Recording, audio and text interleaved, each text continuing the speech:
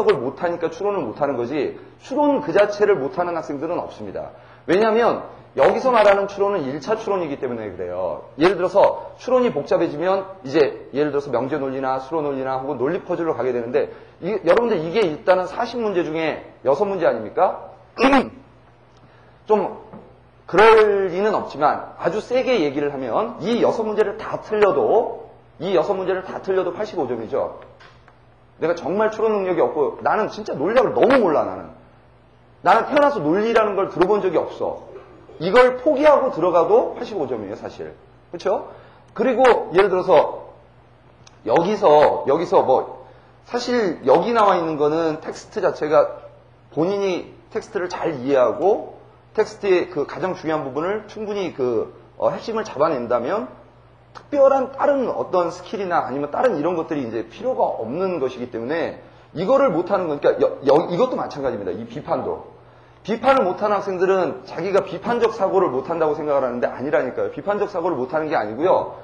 이걸 이해를 못하시는 거예요. 이거 중심 내용을 파악을 못하시고 세부 내용을 파악을 못하시는. 심지어는 제가 깜짝 놀란 게 뭐냐면 학생들이 여러분 생각을 한번 해보세요. 글이 다르지 않습니까? 글이 다르면 내용이 달라지죠. 이건 무슨 뜻이냐면 그 글의 성격이 무엇인가를 설명하려고 하는 것인지, 그러니까 정보를 주려고 하는 건지, 아니면 설득을 하려고 하는 건지, 아니면 정보를 주는 것 중에도 대략적으로 한 2개의 정보를 갖다 놓고 비교를 하려고 그러는 건지, 과정을 설명하려고 하는 건지, 이렇게 글의 성격이 달라지면 내용이 달라지고, 내용이 달라지면 문제가 달라지는 거거든요. 근데 여러분들이 글을 읽을 때 제가 옆에서 학생들, 이렇게 수험생들 이렇게 보면 어떻게 글을 읽으시냐면요. 이게 무슨 역사가 됐건, 이게 무슨 뭐 과학이 됐건, 이게 무슨 뭐 철학이 됐건 간에 똑같이 읽어요.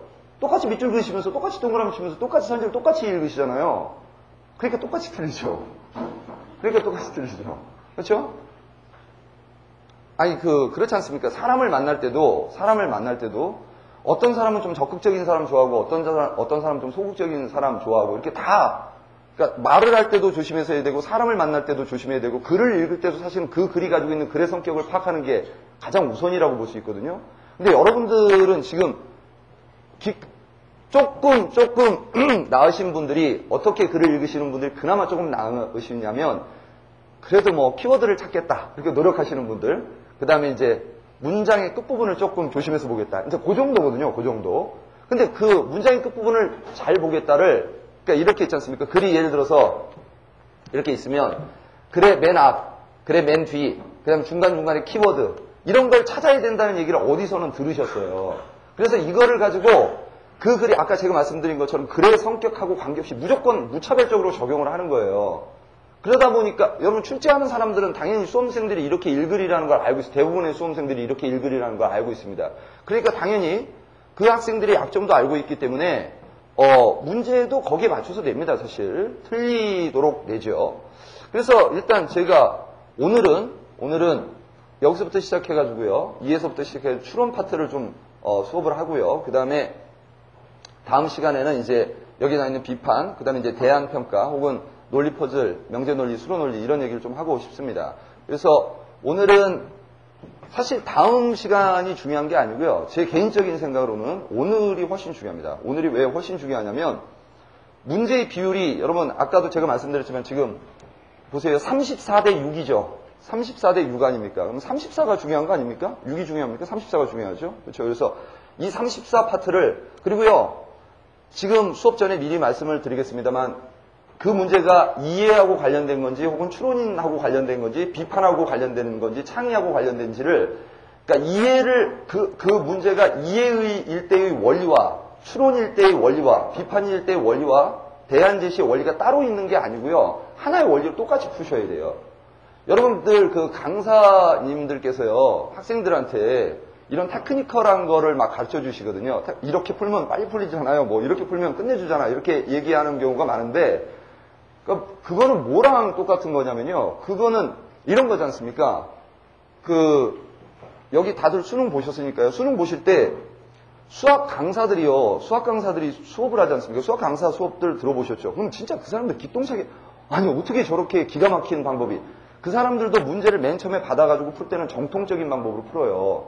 그 해법은 사후적으로 만들어진 겁니다. 사후적으로 만들어진 거니까 아니 학생이야 시험지 받아가지고 그 시험장에서 바로 들어가야 되는 거지만 그 사람들이야 받아놓고 그걸 가지고 일주일 연구하고 열흘 연구해가지고 어떻게 하면 농담이랑 섞어가지고 학생들을 보내버리지? 뭐 이런 생각을 하는 사람들인데 그거 당연히 그 사람들 보면 끝내주죠. 근데 그러니까 그런 데서 쓰여지는 여러 가지 학생들은요. 근데 그런 걸 자꾸 원해요. 뭐냐면 좀 뭔가 쌈박한 거, 뭔가 테크니컬한 거, 저 공식만 알면 무조건 다 잘 될 것 같은 거 그런 걸 원하시는데 형법은 그래요.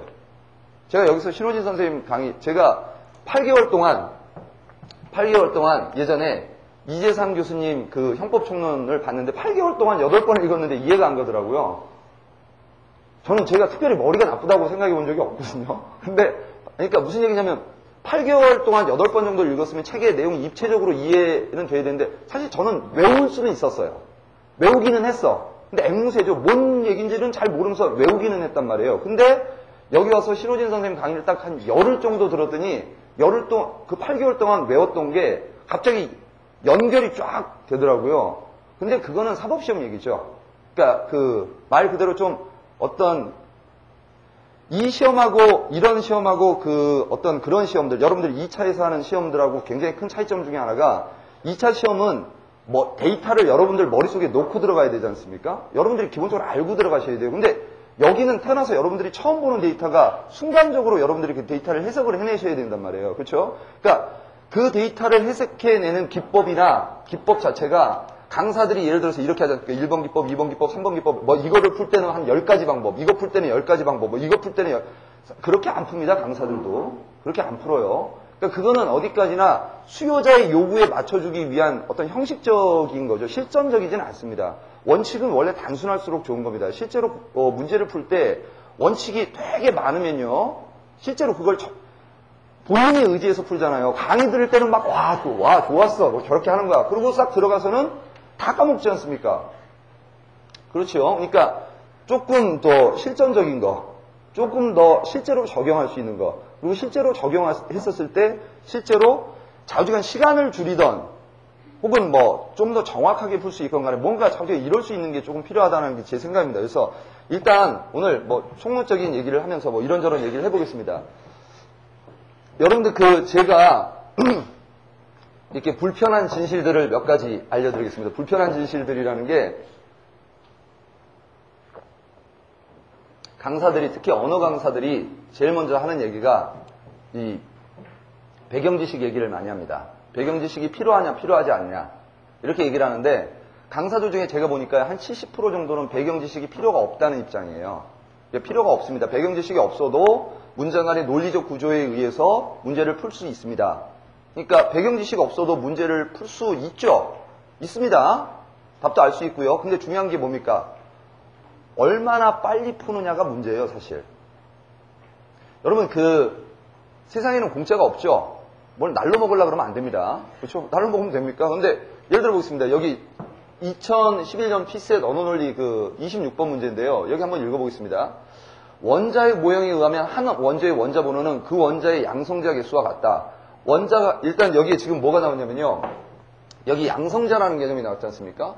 근데 지금 이 양성자라는 게 원자 번호가 사실 양성자 개수에 의해서 정해진다는 뜻이에요. 여러분, 기억나시죠? 고등학교 때 배우셨던 거, 원소 번호 1번이 수소예요, 수소. 2번이 헬륨이고요. 그렇죠? 그 다음에, 3번이 리튬이고, 4번이 베릴륨이에요. 그렇죠? 뭐, 수엘립에 이렇게 외우셨던 기억나죠?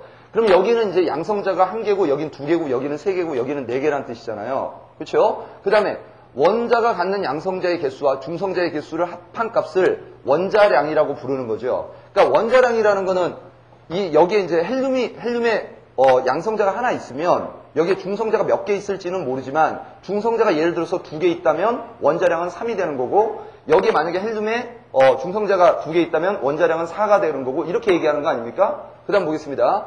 원자의 화학적 성질은 양성자의 개수와 전자의 개수에 의해 결정되므로, 두 원자의 양성자 개수가 같으면 같은 원소라고 한다. 근데 지금 여기서부터 여기를 읽어보면, 지금 여기까지 얘기할 때는 양성자하고 중성자 얘기를 하다가 갑자기 여기 어떤 얘기가 나왔냐면 전자 얘기가 나왔어요, 사실. 자, 한번 보겠습니다. 원자는요, 이렇게 원자가 있으면 원자 안에는 원자 핵이 있죠. 원자 핵이 있습니다. 원자 핵 밖을요, 옛날에 러더포드 같은 사람들은 원자 핵